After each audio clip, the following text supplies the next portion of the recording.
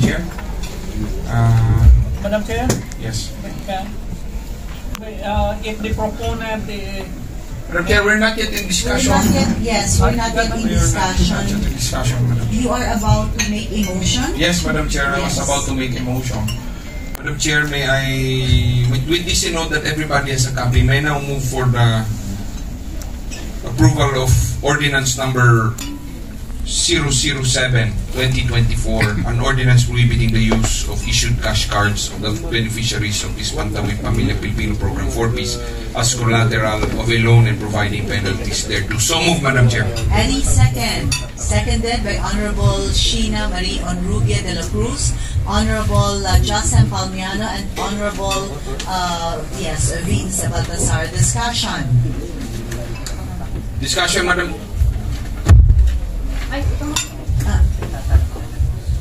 Yes, Honorable Eva.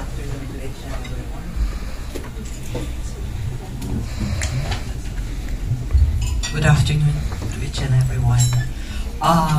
My question, Madam Chair, is with regards to what is your legal basis in prohibiting the use of issued cash card of the beneficiaries of the Pantawid Pamilyang Pilipino Program 4Ps? Actually, it's the law, the 4Ps law, that really prohibits it.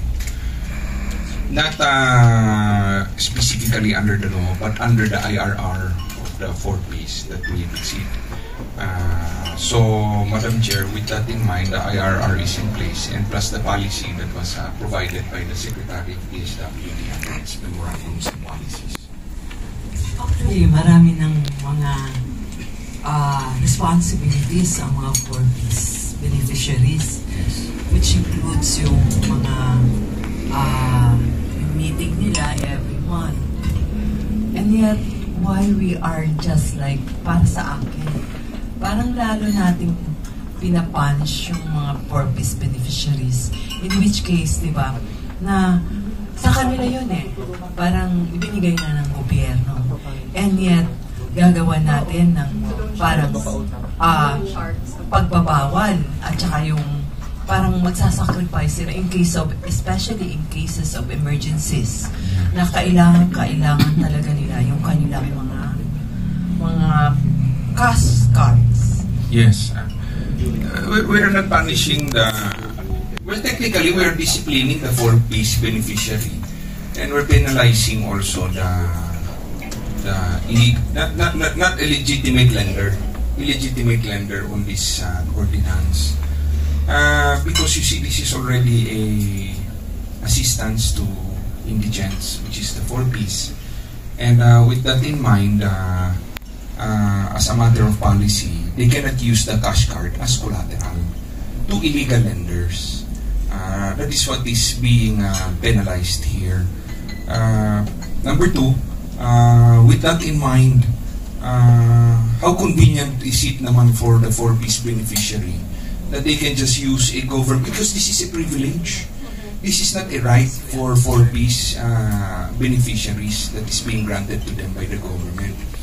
But we also understand, and we understand the sentiments of these 4Ps beneficiaries, especially when they have certain emergencies, like may nadiskwilo, may na-aksidente, maabot na naman sa parayadan, mabakay kikulong, may nagadan. What we are prohibiting is, as I said during the committee hearing and as I said during public hearing, ay nasa na ka mo magpadaho. Do not just approach na lang the DSWD complaining that they have already used their cash card as their collateral. Because definitely, DSWD itself will already sort of blacklist them as a beneficiary of the 4Ps. With this in mind, this is just, again, concretizing, strengthening now that policy of DSWD in disciplining 4Ps beneficiary and also at the same time penalizing these illegal lenders. Just follow-up question, Madam Chair. Do you have any data? How come you have arrived into this in presenting this? Yes, in truth, I had to ask that data with recorded cases. Yes, I can. It's a lot, Madam Chair. But again, this is a two-way street. Again, we are also disciplining the 4-piece beneficiary. There should be discipline on their side, and at the same time, the illegal lenders also are being penalized. So it's both ways. It's not very one way. So, Madam Chair, there are cases. The data would presume that some parent leaders, they call it parent leaders in per barangay. Some of their beneficiaries has already loaned or collateral their cash card for more than the amount that they can handle for years and years. Some of the exorbitant interests of these illegal lenders. The loan was only, Madam Chair, just for example, for the data, the loan was just for 10,000. Pero kumuha ng illegal lender, exorbitant interest, nag-abot na sa mga 200,000 so loan because of interest.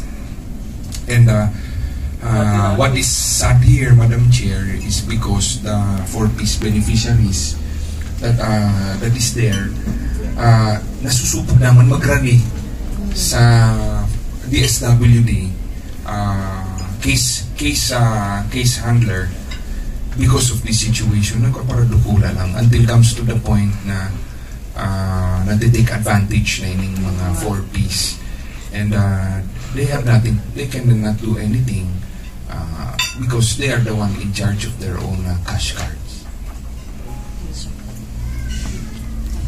Any other questions? Thank you, Madam Chair. Okay. Next is Honorable Melissa Abades, RBDB.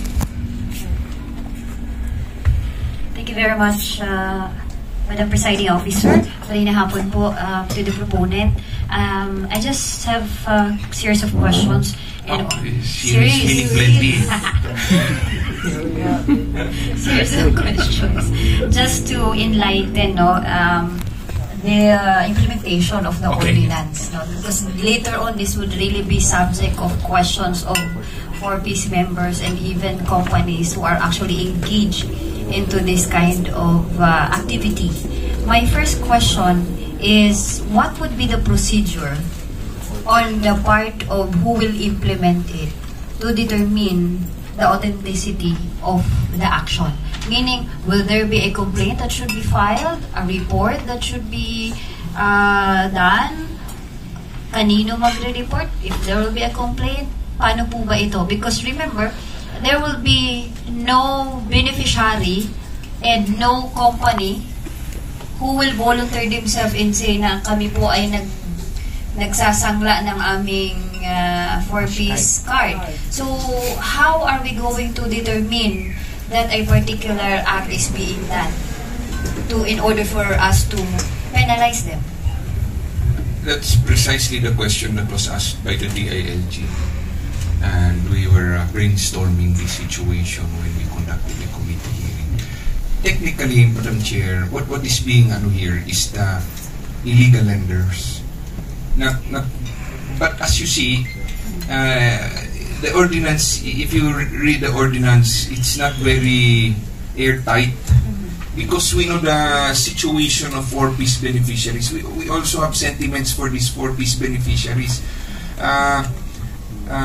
They tend to gamble, and not gamble, but I mean put their on these cash cards and present it to some illegal lenders with exorbitant interest.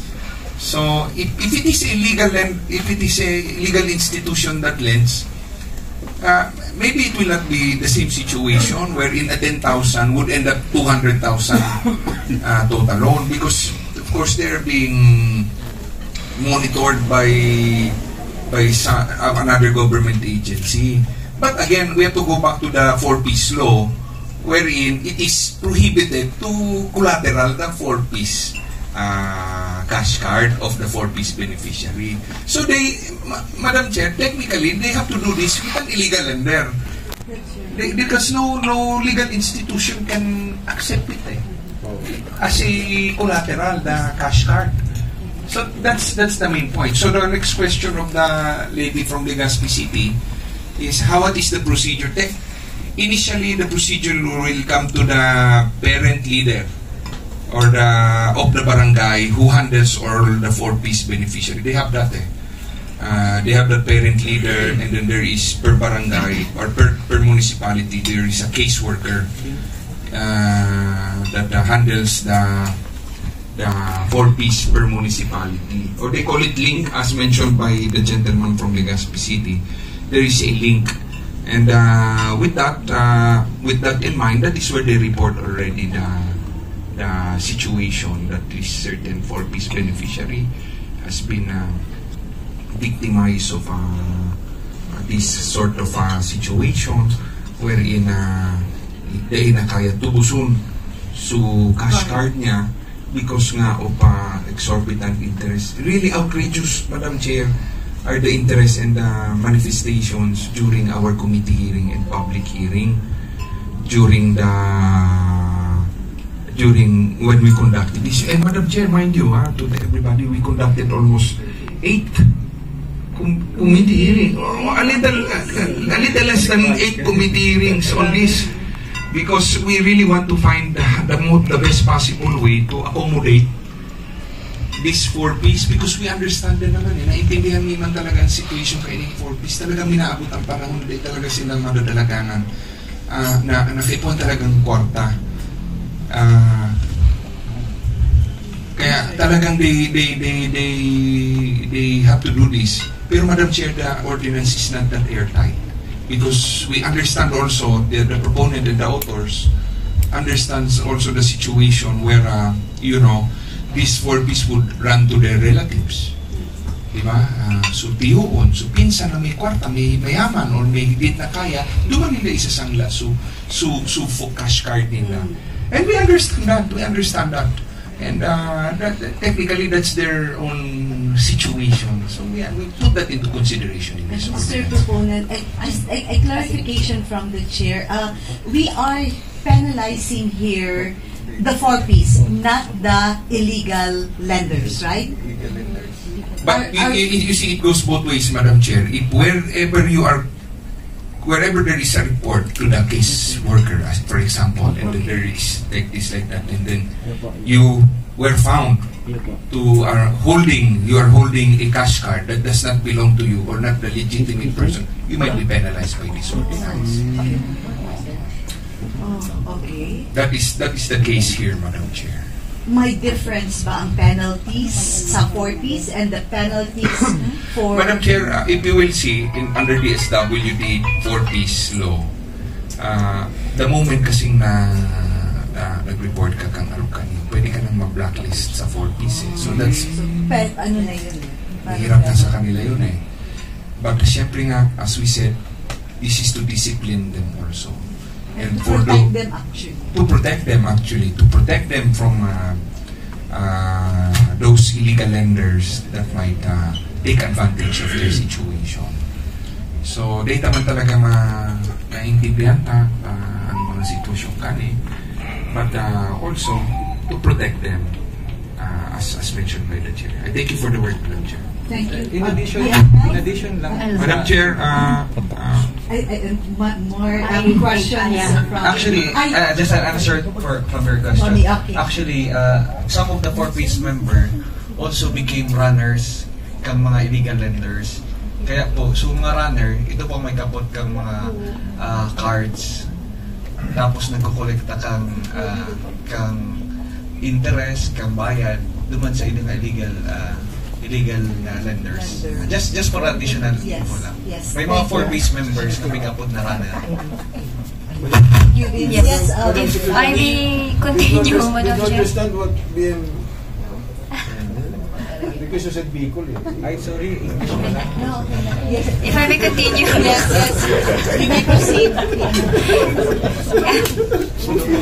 Hello, Lucy.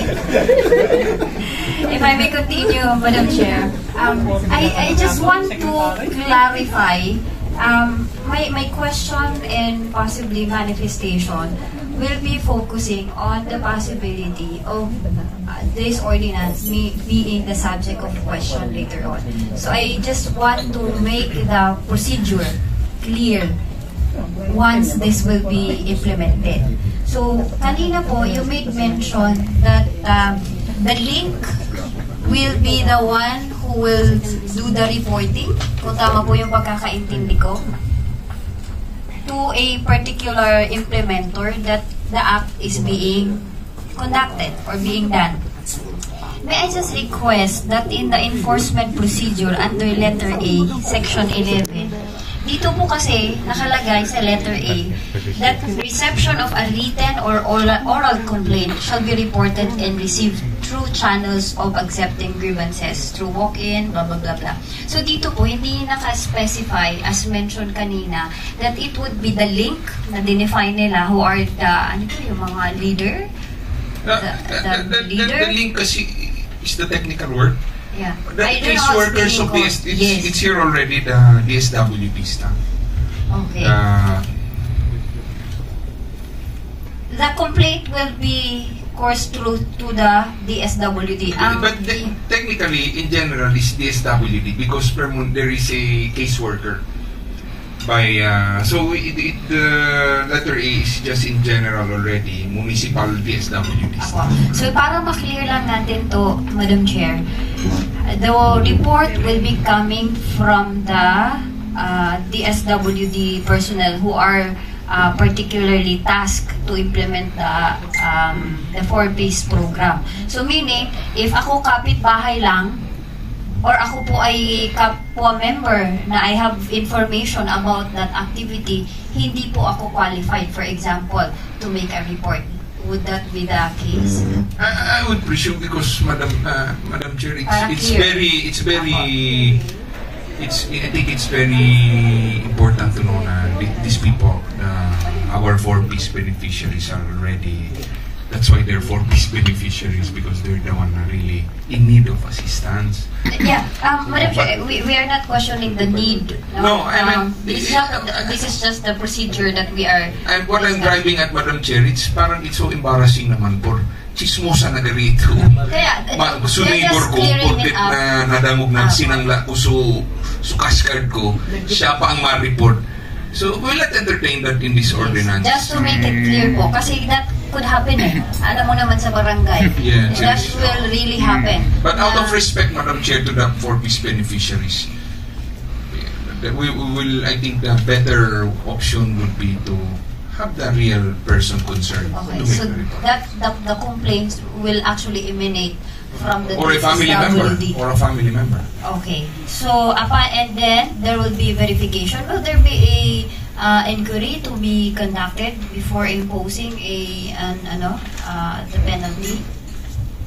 Definitely, one of the most important here is, of course, the possession of the cash card of whoever is being implicated. So, it is now dependent on the beneficiary, along with the DSWD staff, caseworkers, along with proper authority siguro, to identify that fellow who might be receiving this sort of a loan shark or a illegal lender to our 4-piece beneficiary. And it's subject to the complainant, which is also a member of the DSWD, to prove that particular violation. Who will now... This ordinance will be, the main item here is the possession of the cash card. Yes, along with the, what is that other to thing? prove those prohibited acts as mentioned. Ngayon po, sino upon presentation ng complainant, which is the DSWD, na meron nangyayari na ganon, who will do the verification? Or will they do it themselves and then recommend it for penalty now? Yes. And to whom are they going to give the report for violation? Very common. I think they have to report it to if the DSWD would find anybody who is in possession of a cash card and the other document that belongs to the beneficiary, and that fellow is not authorized to hold that cash card, was no relation to the beneficiary, I think he might be held liable for the penalties under this ordinance. Yes, ma'am. So, nandun na tayo, Madam Chair, upon verification, the action is actually being done. And here now, they request for the imposition of the penalty. My question is, after verifying, and they were able to support their complaint na may nangyayari pong ganon, how are they going to have that particular entity be penalized? Will there be are we going to deputize the DSWD to issue a ticket for the violation? Paano po yung magiging sistema natin? Kasi yung verification nasa DSWD tayo. So paano upon verification, paano na-i-impose yung penalty? Will there be a report from the DSWD to the office of the provincial government for us to impose the ticket, or are we going to deputize the DSWD? Madam Chair, if you will see Section 6 here, which is the penalties. Both might be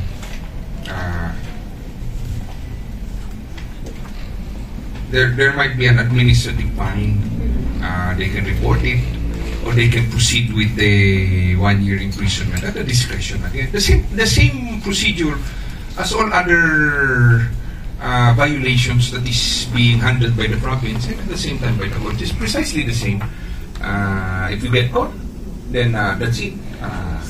So if that's the case, I am just clearing Yes, the yes. procedure po ha. I welcome all the... Upon verification by the DSWD that there is actual violation of the prohibited acts, Yes. I suggest, by way of suggestion na lang, para to clear the procedure, Yes, ma'am. there should be a recommendation from the DSWD to impose the penalty, either to impose the administrative fine or to file a case for imprisonment. So siguro ganun na lang kasi nasa stage tayo ng DSWD. And just to clear out the 3 prohibited acts Yes. in Section 5, we have actually 3 violators na nandito. Yes. The one who is in possession, which is with the presumption not the 4-piece beneficiaries. Correct. So regardless of the reason, help me to understand and correct me if I interpreted it differently. So yung possession, if you are not the 4-piece beneficiaries, regardless of the reason for possessing the 4-piece beneficiary of the card, you will be already violating the ordinance kasi sabi po dito, Yeah, possession. that is quite literal because, Yeah. as I said, Madam Chair, then it should be reported because we have to understand these 4-piece beneficiaries, our fellow 4-piece. Some of them really goes through some difficult times. In fact, they're in difficult times. They tend to, they use their cash card to family members. Yeah. So regardless po to ng reason kung naisinangla yan or kung anong reason. Let's be realistic here, Madam Chair, and I know everybody knows this naman. They only reach this certain situation when it comes to really kadibisilan sa buhay nila in their hard times, and that's when they end up with the illegal lenders. But more often than not, they try to do it with relatives, uncles, primos, primas, etc. like that, and they tend to handle it on their own, or distant relatives who has a little bit more capacity than them. If I may just suggest, yes, Madam Chair, for letter A, in order for it to be qualified, that possession is for purposes of loan agreement. Kasi dito po, ang nakalagay, possession, either it is authorized or unauthorized. So it doesn't state kung what's the reason behind its possession. Kung hindi kasi natin lalagyan, Madam Chair, regardless of the reason, we have in mind that that's for the reason of loan. But what if that person will just simply deny na hindi to loan? Pinahawak lang or for whatever reason. So possession will now be a source of violation regardless of the reason. But if the possession is by reason of loan, doon po tayo mag-violate or doon po yung violation. Tama po ba ako sa proponent? That the possession is by reason of loan agreement? Okay, I submit to the observation of the If lady it's from okay the with the, para mas clear to make Madam it... Chair, may I just ask the lady from the hospital to submit to the amendment? Yes, ma'am.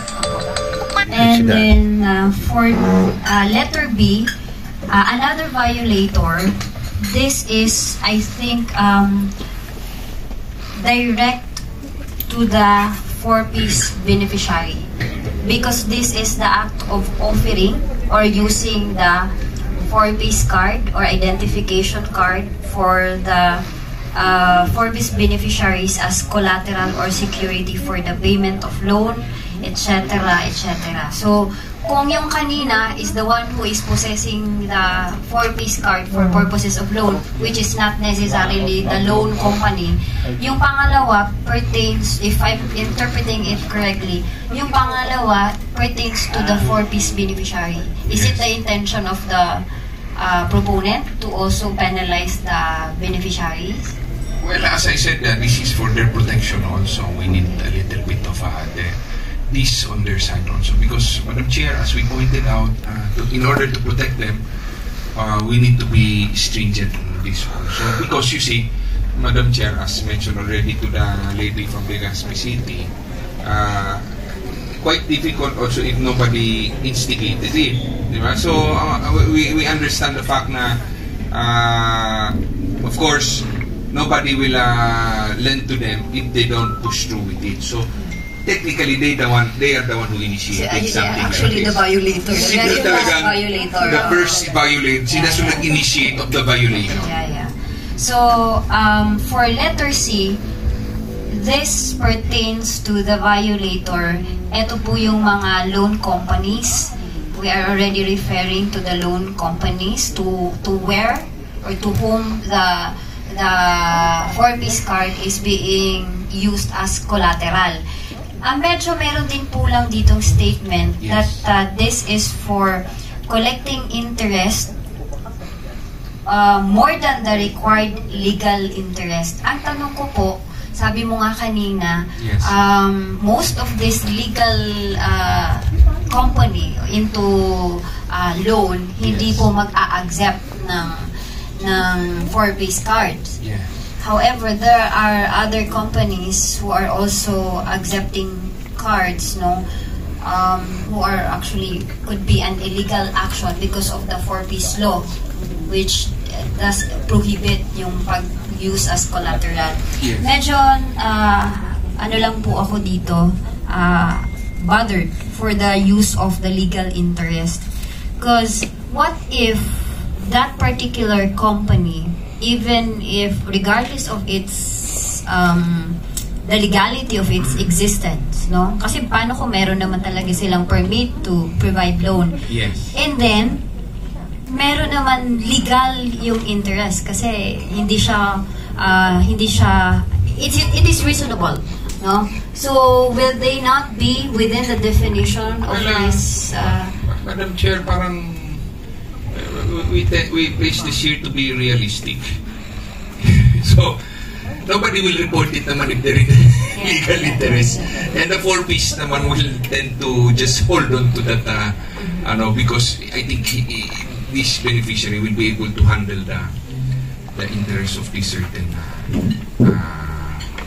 entity or this institution or this individual. But if I may just ask, Madam Chair, what is the intention of the proponent? To penalize the company accepting the 4-piece card as collateral regardless of the interest. It is the act of accepting the 4-piece card as collateral, regardless if it is legal, regardless if it is unreasonable. The intent, Madam Chair, the intent of this ordinance is to protect the 4-piece and to have them realize the privilege that they have already. That is the intent of this ordinance. Ang mga sabihin sa inyo, nayaw na yan sa indong benepisyo, yan ang pribilehiyo yung membro kamukha nga 4-piece, natatawa na kamong assistance. And kumukha muna ngayon dyan, you take care of this privilege. That's why we're putting this ordinance. I welcome the suggestion of the lady from Legazpi, what will be a more positive or nomenclatures or wordings that we may place here. Yes, thank you for... Because I believe in drafting this, I was, in fact, in truth, Madam Chair, initially, I was only made realize by the situation by the DSWD because talagang ang in my head, Madam Chair, disiplina talaga hindi kang 4-piece, but naintindihan ko na ang situation nila. That is actually happening. That this is really happening rampantly. So, I welcome the hearing if she wants to add or amend some of the words. Yeah, thank you very much, Madam Chair. Ako po kasi, my idea is that we go back to the national law.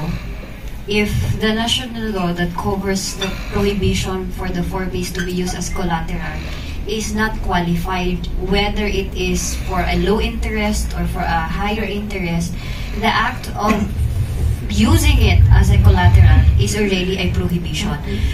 The qualifying here is that we are in a way amending the national law by allowing it as long as it is for a legal interest. So ang point ko lang dito is that regardless of its interest, whether it is reasonable or unreasonable for being high, what is being penalized here is the act of using it or accepting it as a collateral. So I submit, Madam Chair, to the lady in Legazpi, but I just wanted to be a little more to the... Later siguro sa If you want... Suggestions lang. No, I agree actually, Madam Chair. You're absolutely right on this item. We just place this there along with BM Beans because, as we said, this is really happening and we cannot avoid na talagang na gamitin nila ang cash card nila, isangla nila. So at the least siguro kung nangyari man yan, this might tend to be as a repellent to these lenders, whether they be illegal or illegal na. A little bit of caution lang naman na kung kamuman na pa collateral lang kay 4-piece beneficiary, hindi man nilo makaabusuho ng interest. As I said, that's why this letter C is there. A little little caution man sa ina na in kaso man na may napakutan ka mong butan, hindi man nilo makagulpiyo na 4-piece na. Ang iba kasi, Madam Chair, ang interest is around 30% per month. 30 per month, or at the most na nadangog ko in the caseworkers and barangay 30%. Nagutang ki 20 mil, 10 mil after day na bayadan. And definitely, Madam Chair, day talaga mababayadan ta para pinaman sila sa 4-piece. And yun, asa nang piga para gamit. So 4-piece, i-withdraw. Ma-notify na may kwarta na sa 4-piece, withdraw ko, boss. But yet, so interest is still going up. 4,000, 5,000. So, Madam Chair, with that in mind, this is for the sake only of, I don't know if the lady from Legazpi will agree with me, only for the sake lang naman a little caution to these people na lenders or legal, whether it be legal or illegal, just a little bit na kuman exorbitant din, outrageous.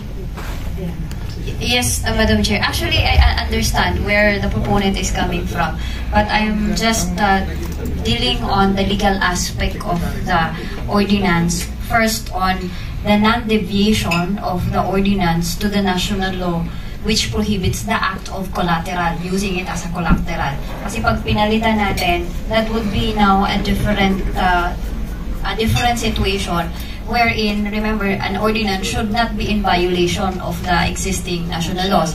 Pangalawa po, this could even be used by these loan sharks, sorry to use the word, to use it now. It's legal. It's a legal interest, no? So, madali po magsabi, madali, So, sabi mo nga, this would just be an internal, probably, sorry, if it's just an arrangement on their part, if there would be that in that situation, but at least they should be aware that if there will be complaints, there will be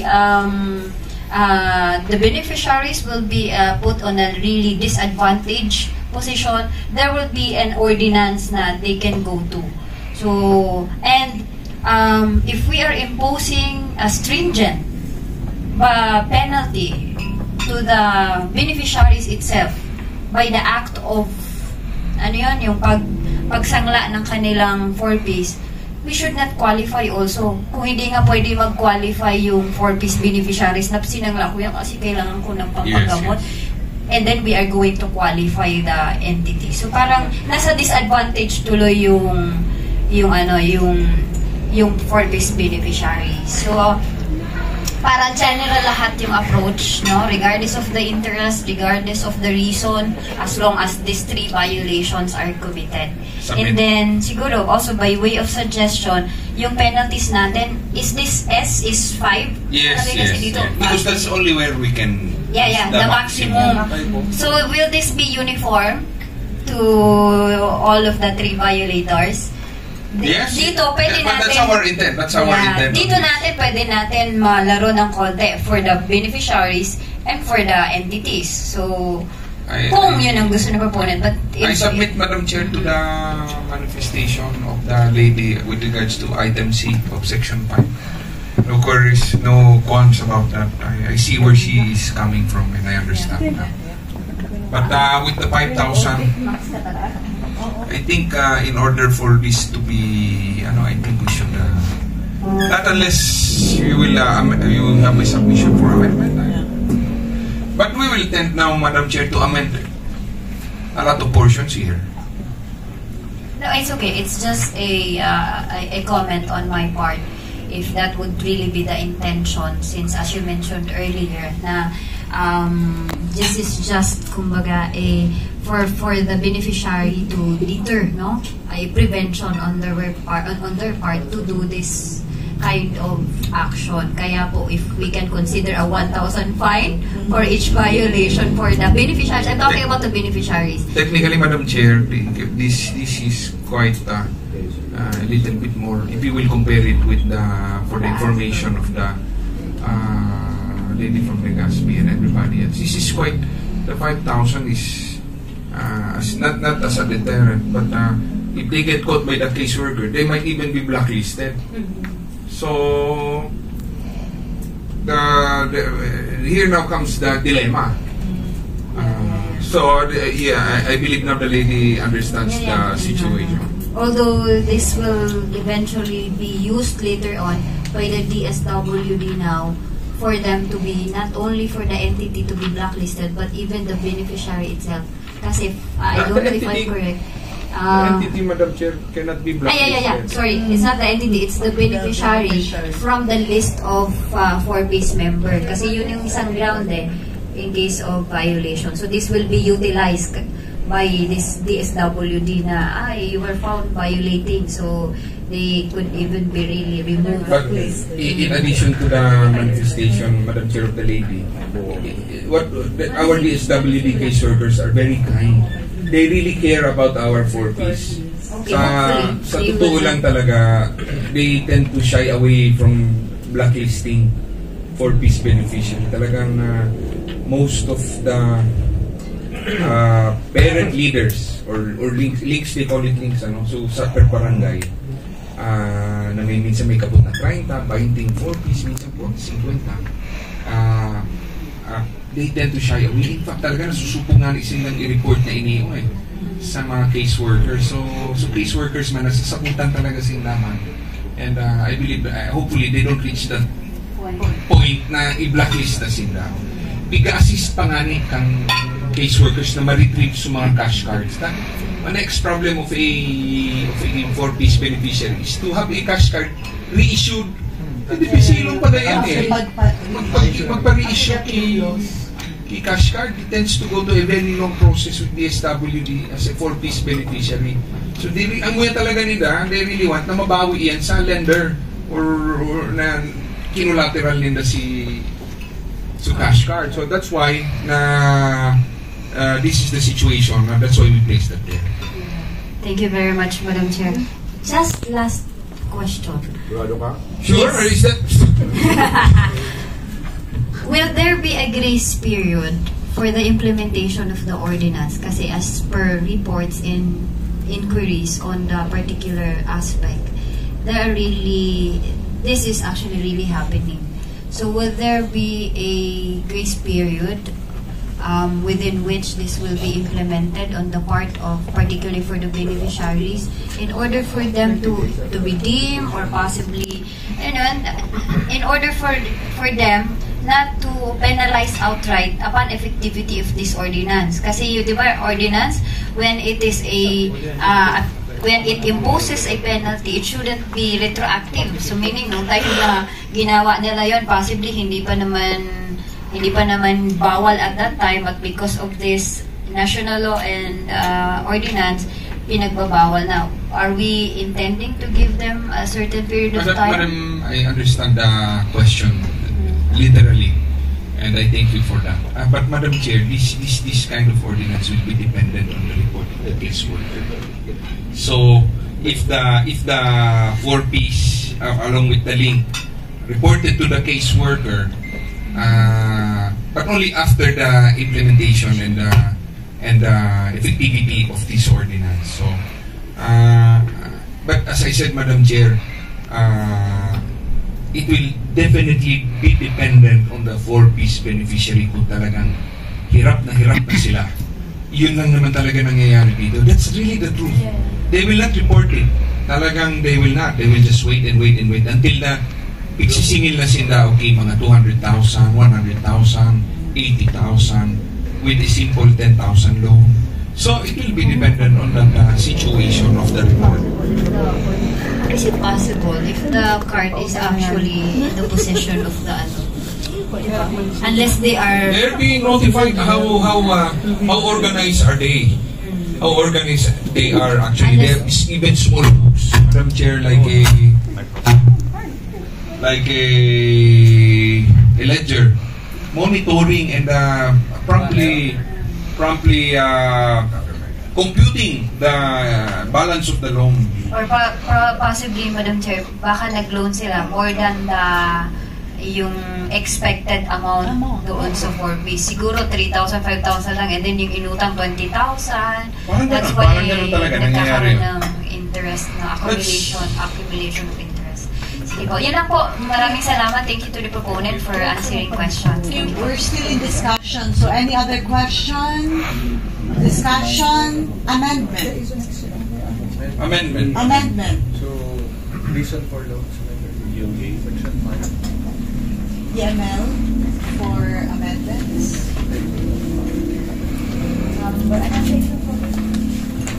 Section 5. Section 5, letter A. Letter A. For amendments, for section 5, letter A, I move that this particular section include the term that possession of pantawid cash on the aforementioned individuals in the section A will be for purposes of securing loan. So move. Any second? Seconded by Honorable Joseph Salceda and Honorable Reynaldo Bragais. Discussion, amendment, objection, there being none, the motion is... Wala na objection. Abstain lang naman. The motion is approved. Any other amendment? For the letter B is okay. Letter C. Yes. I move that the letter C of section 5 be amended by including or removing the term legal interest. Instead that charging or collecting interest from 4Ps beneficiaries as a result of loan transaction be enough. So this is just a removal of more than the required legal interest. So move, Madam Chair.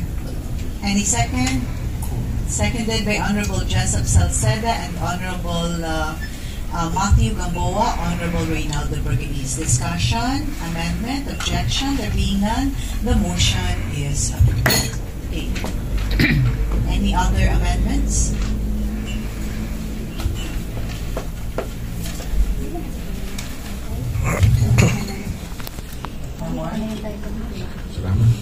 Thank you very much. That's all, Madam Chair. Thank you for the amendments. So, any objection? There being none?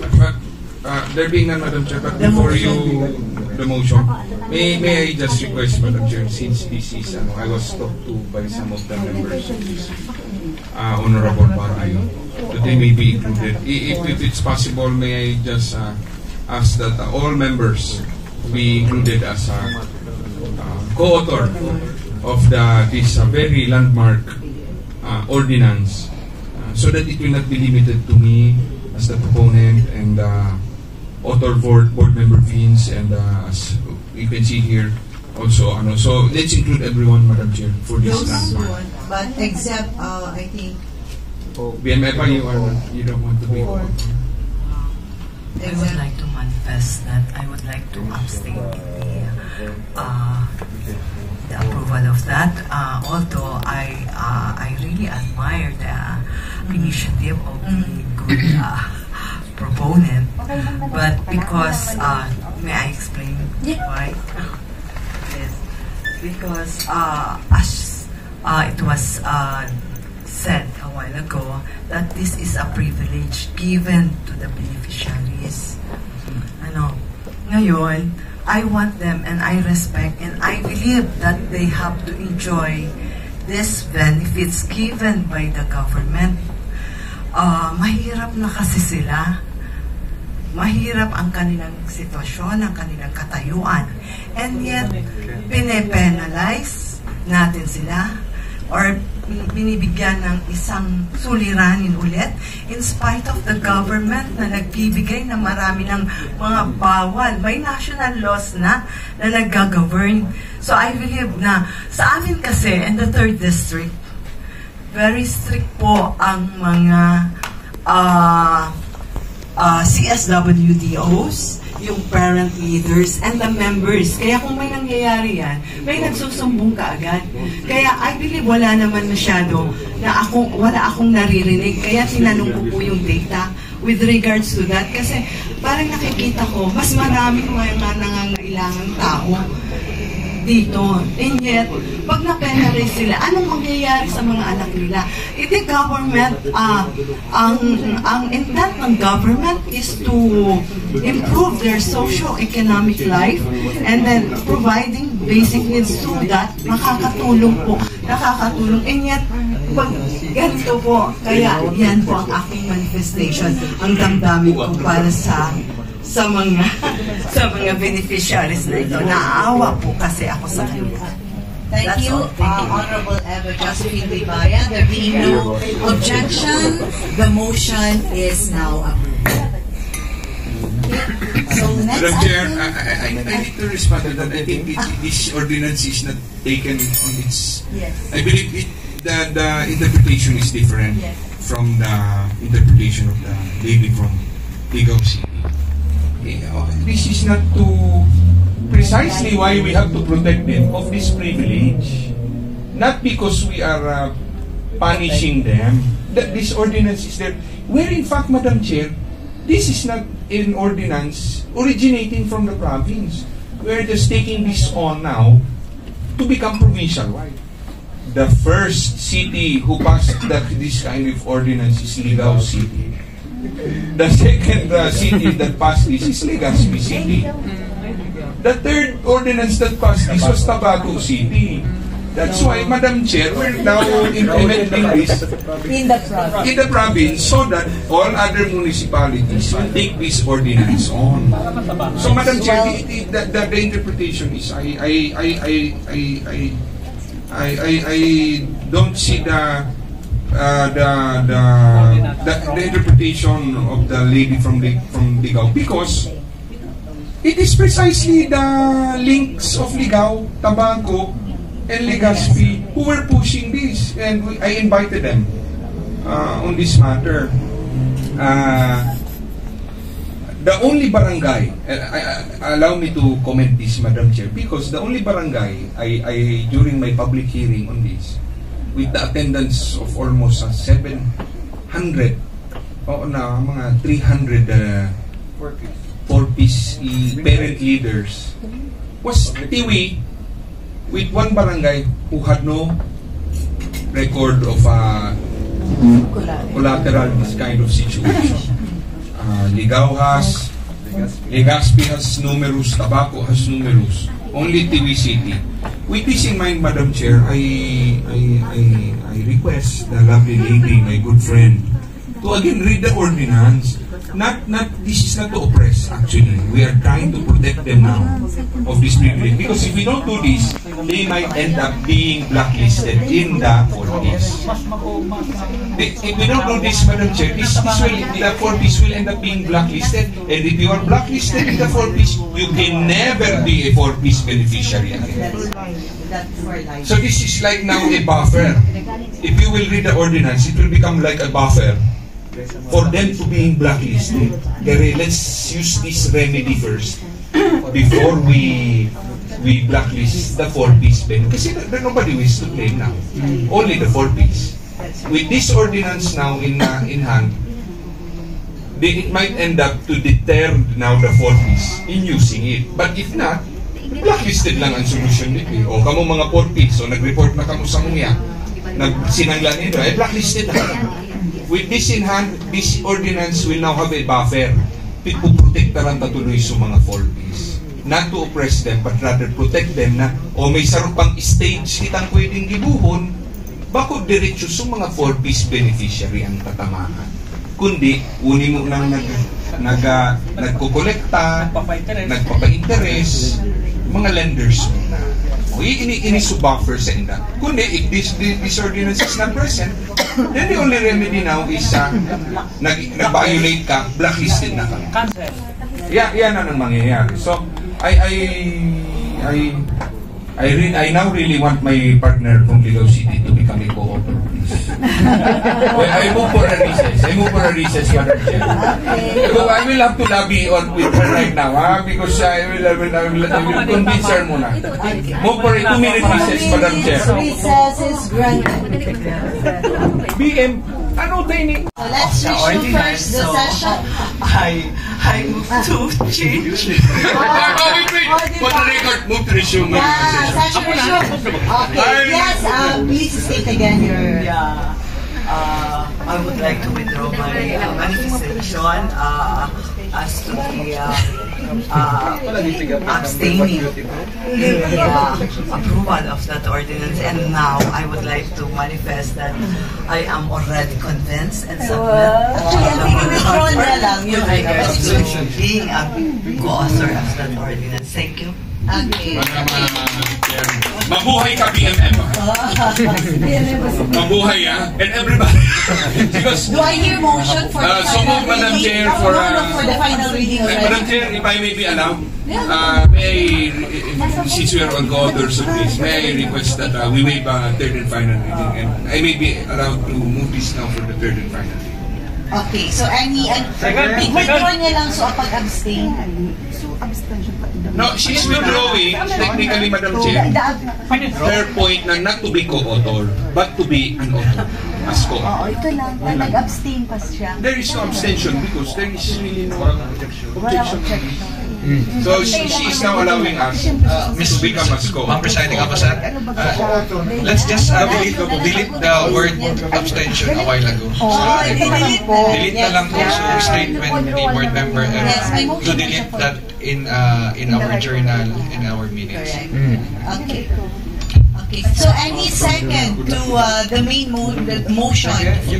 Unanimously seconded. So discussion, yes, all co-authors. Discussion, amendment, objection, there being none, the motion is approved for third and final reading. Does the Vice Governor want to be a co-author of this? Why not? Why not? One for one.